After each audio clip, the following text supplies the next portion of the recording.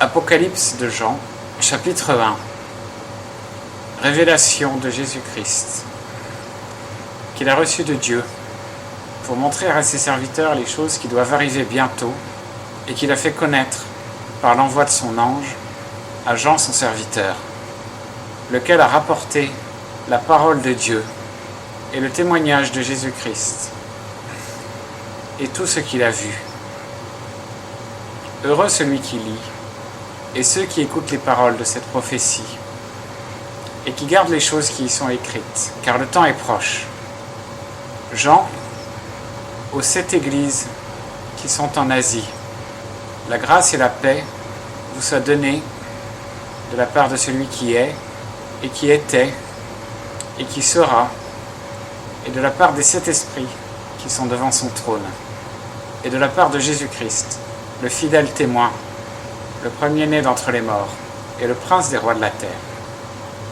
À celui qui nous a aimés, et qui nous a lavés de nos péchés, par son sang, et qui nous a fait rois et sacrificateurs de Dieu son Père. À lui soit la gloire et la force, au siècle des siècles. Amen. Voici, il vient sur les nuées, et tout œil le verra, ceux mêmes qui l'ont percé.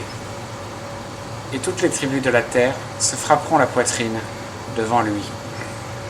Oui, Amen. Je suis l'alpha et l'oméga, le commencement et la fin, dit le Seigneur, celui qui est et qui était et qui sera, le Tout-Puissant.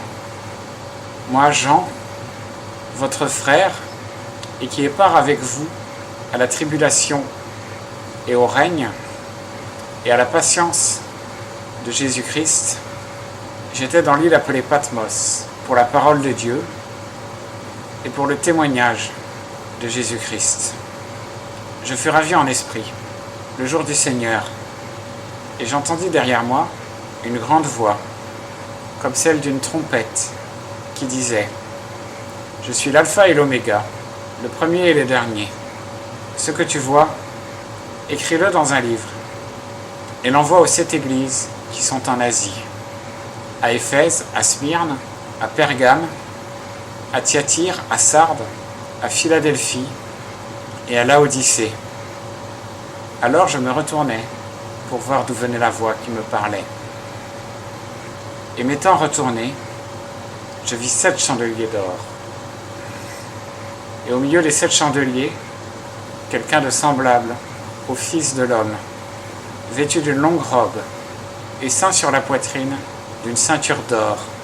Sa tête et ses cheveux étaient blancs, comme de la laine blanche, comme la neige, et ses yeux comme une flamme de feu.